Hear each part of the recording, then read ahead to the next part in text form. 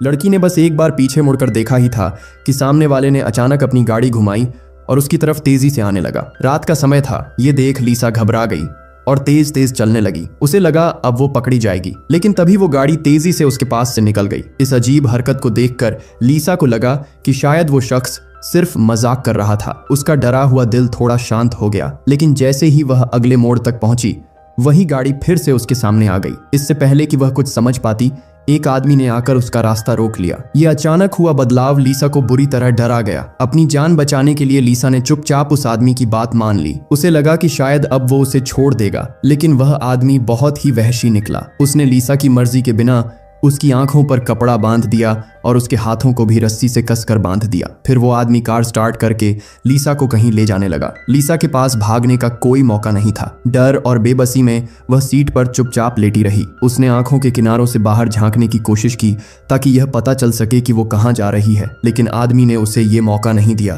कुछ ही देर में गाड़ी रुक गई। फिर वह आदमी लीसा को जबरदस्ती बाहर खींच लाया और सख्त लहजे में उसे चेतावनी दी कि कोई चालाकी ना करे। उसने लीसा को एक अंधेरे सीढ़ी वाले रास्ते की तरफ ले जाना शुरू किया। हालांकि लीसा की आंखें बंधी हुई थीं, लेकिन उसने आंखों की पट्टी की दरार से नीचे बिछी कालीन का रंग देख लिया और मन ही मन सीढ़ियों की गिनती करने लगी। जब वे दूसरी मंजिल पर पहुंचे, आदमी ने अचानक लीसा के हाथों की रस्सियां खोल दी। उसे एक पल के लिए लगा कि शायद अब वो आजाद हो जाएगी, लेकिन तभी उसकी नजर उस आदमी के हाथ में पकड़ी पिस्तौल पर पड़ी। जो थोड़ी सी उम्मीद जगी थी, वह पल भर में टूट गई। अब उसके पास कोई और चारा नहीं था। वह डर के मारे चुपचाप उसकी बात मानने लगी और धीरे धीरे अपने कपड़े उतारने लगी। उसके अंदर एक अजीब सी बेबसी और कमजोरी दौड़ने लगी, लेकिन आदमी ने उसकी हालत पर जरा भी रहम नहीं किया। उसने लीसा को पकड़कर जबरदस्ती बाथरूम में घसीट लिया। लीसा को अब समझ आने लगा था कि उसके साथ क्या होने वाला है, लेकिन वह कुछ भी करने की हालत में नहीं थी। डर, कमजोरी और बेबसी ने उसकी आवाज तक छीन ली थी। अपनी हवस मिटाने के बाद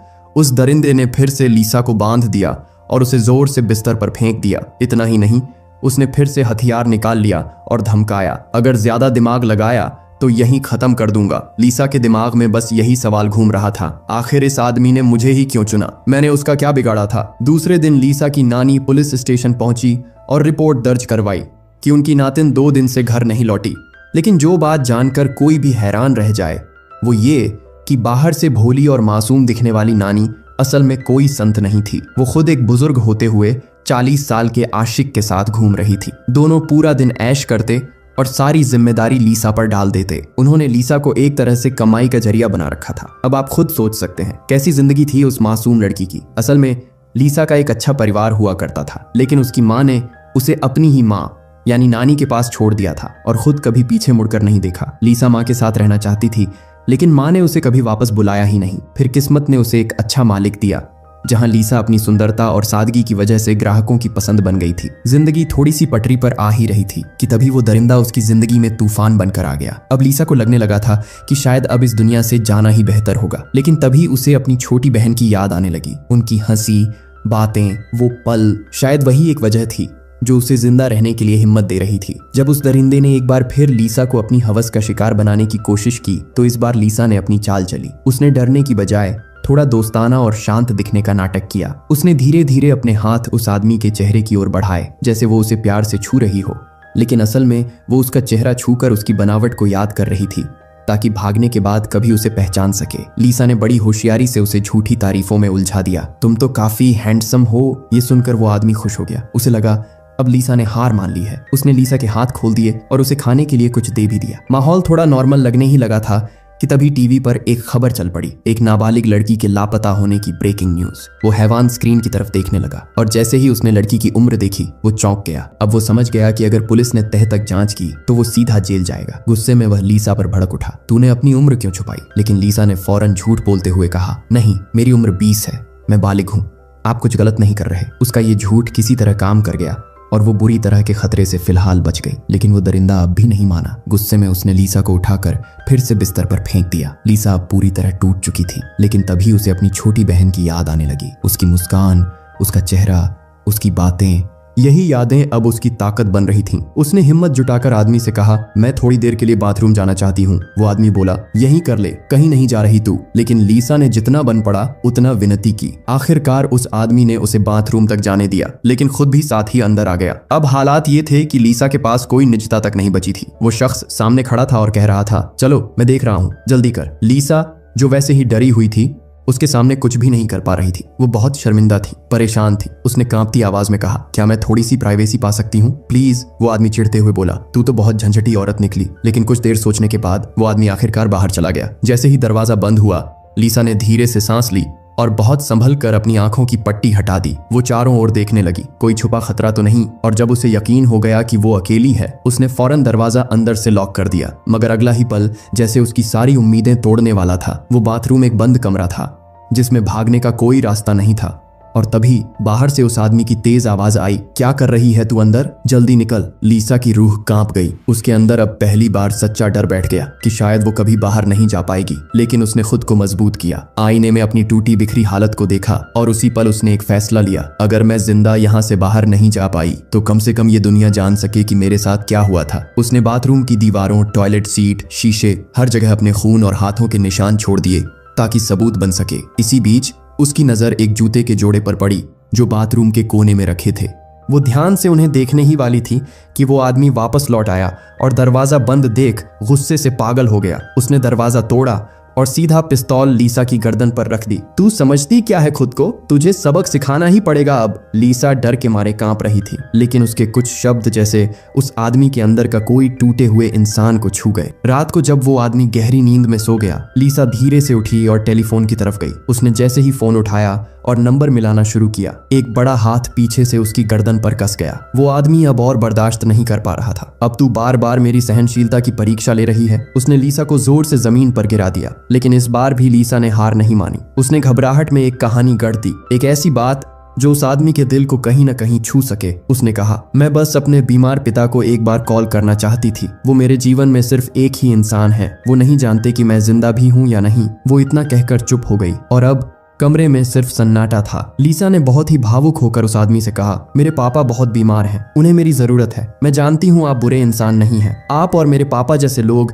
इस दुनिया में बहुत कम हैं जो वाकई अच्छे और समझदार हैं। कृपया मेरी हालत को समझने की कोशिश कीजिए। लीसा की यह बात सुनकर वो आदमी कुछ देर के लिए पिघल गया। उसने लीसा को कसकर अपने सीने से लगा लिया, मानो वो सच में उसके दर्द को समझ रहा हो। लेकिन उसी वक्त टीवी पर एक बड़ी खबर फिर से चलने लगी। ब्रेकिंग न्यूज, पुलिस को शक है कि यह नाबालिग लड़की एक सीरियल किलर के कब्जे में है। ये सुनकर उस आदमी का चेहरा बदल गया। अब उसके मन में खलबली मच चुकी थी। ये लड़की मेरे लिए एक टाइम बम है। अगर ज्यादा देर तक जिंदा रही तो मेरा बचना नामुमकिन है।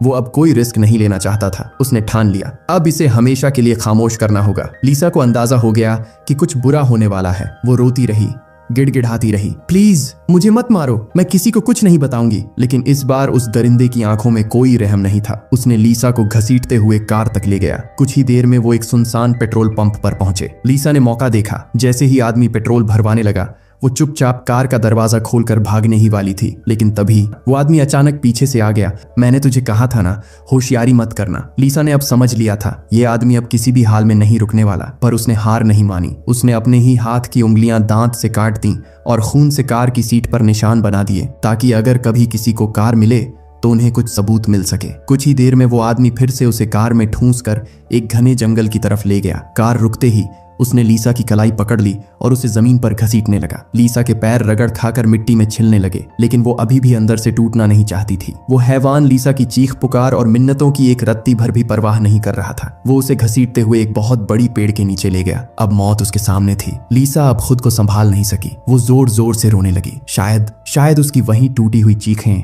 उसकी लाचारी, उसकी मासूमियत उस आदमी के दिल के किसी कोने में छिपी इंसानियत को जगा गई। या फिर शायद इसलिए कि लीसा ने उसका चेहरा तक नहीं देखा था। वो सोचने लगा, शायद ये लड़की कभी मेरा नाम तक नहीं बता पाएगी। आखिरकार उसने लीसा को मारने का इरादा छोड़ दिया। लीसा ने जैसे ही अपनी आंखों से पट्टी हटाई, उसकी नजर उस विशाल पेड़ पर पड़ी। वो पेड़ अब उसके लिए एक नई जिंदगी की निशानी बन चुका था। वो बिना पीछे देखे जैसे तैसे वहां से भाग खड़ी हुई। लेकिन ये कहानी यहीं खत्म नहीं हुई। पीछे कार में बैठा वो आदमी रियर व्यू मिरर में लीसा को भागते हुए देख रहा था। वो तिलमिला उठा, इसने मेरी बात नहीं मानी, अब ये मुझे कहीं से भी पकड़वा सकती है। वो गाड़ी घुमाकर लीसा के पीछे दौड़ पड़ा, लेकिन किस्मत ने इस बार लीसा का साथ दिया। लीसा आखिरकार उस दरिंदे से बच गई। लेकिन असली झटका अभी बाकी था। जब लीसा घर लौटी, उसकी अपनी ही नानी ने उस पर यकीन नहीं किया। उसका बॉयफ्रेंड तो इतने गुस्से में था कि लीसा को थप्पड़ मारने वाला था, पर तभी नानी ने बीच में आकर उसे रोक दिया। लेकिन फिर जो हुआ वो और भी शर्मनाक था। नानी ने खुद पुलिस को फोन किया और कहा, मुझे लगता है ये लड़की झूठ बोल रही है, बस सबका ध्यान पाने के लिए कहानी बना रही है। पुलिस ने जब सुना कि ये केस एक नाबालिग लड़की से जुड़ा है तो उन्होंने कहा, हमें लड़की को स्टेशन लाना ही पड़ेगा, हमें खुद उससे बात करनी होगी। ये सुनकर नानी थोड़ा घबरा गई।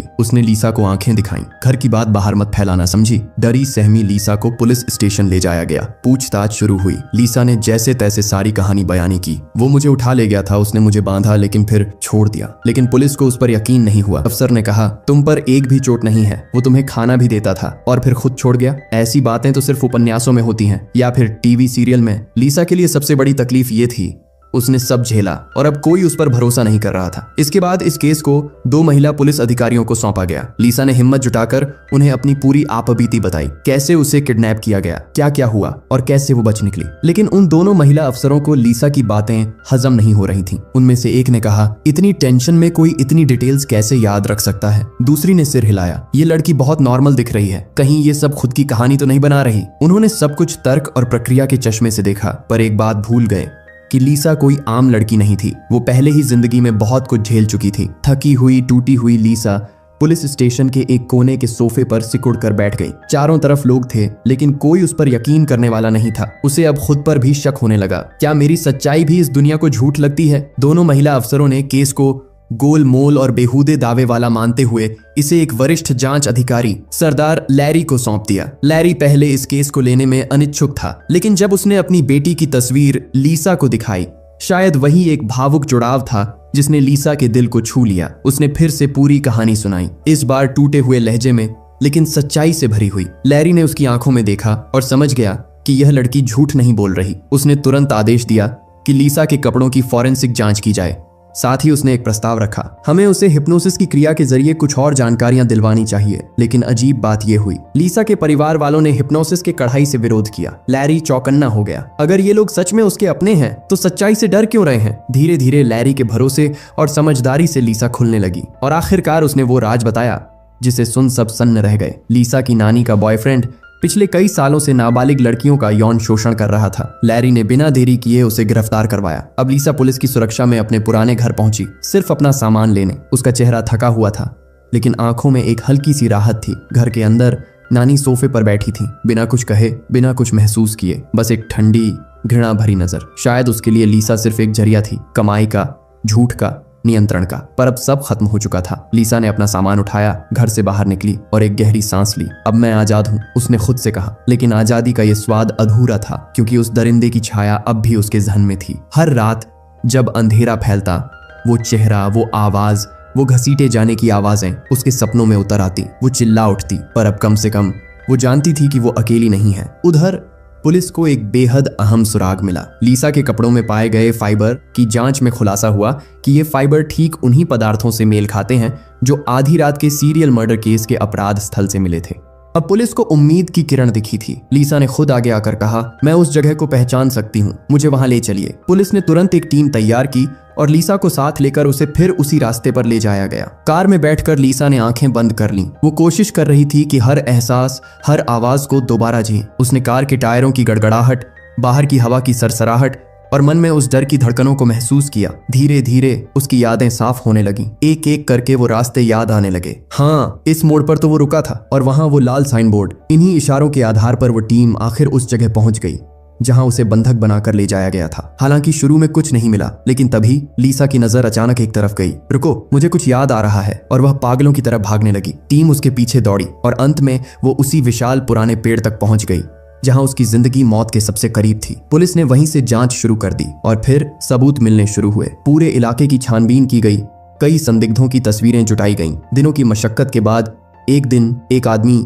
सुपरमार्केट के बाहर पकड़ा गया और जब उसके फिंगरप्रिंट्स, डीएनए और लीसा के दिए विवरण से मिलाए गए तो सब कुछ 100% मेल खा गया। जो बातें पुलिस ने शुरू में मानने से इनकार कर दी थीं, वो अब साफ साफ सच बनकर सामने थीं। पुलिस स्टेशन में मौजूद हर अफसर ने ताली बजाकर लीसा का सम्मान किया। उस नन्ही सी लड़की ने अपने साहस और याददाश्त से एक दरिंदे को जेल पहुंचाया। लेकिन इससे भी बड़ी बात यह थी कि जब लीसा की मामी को उसकी असलियत का पता चला तो वो हजारों किलोमीटर दूर से सिर्फ लीसा को अपनाने के लिए आई। अब तुम्हारा घर मैं हूं, उनके ये शब्द जैसे लीसा के लिए एक सपना पूरा हो जाना था। अब वो अकेली नहीं थी। वक्त बीता। सालों बाद वही लड़की जो कभी पुलिस स्टेशन के कोने में अकेली रो रही थी, अब एक सशक्त महिला बन चुकी थी। वो पुलिस अधीक्षक लीसा। वो कहती है, मुझे पता है दर्द क्या होता है और मुझे पता है उम्मीद क्या कर सकती है। अब मैं चाहती हूँ कि हर बच्चा एक ऐसा घर पाए जहाँ सिर्फ सुरक्षा हो और सिर्फ प्यार। वो अब न सिर्फ अपने जख्मों को भर चुकी थी बल्कि दूसरों के जख्मों पर मरहम बन चुकी थी। तो मेरे प्यारे दोस्तों, आपको ये कहानी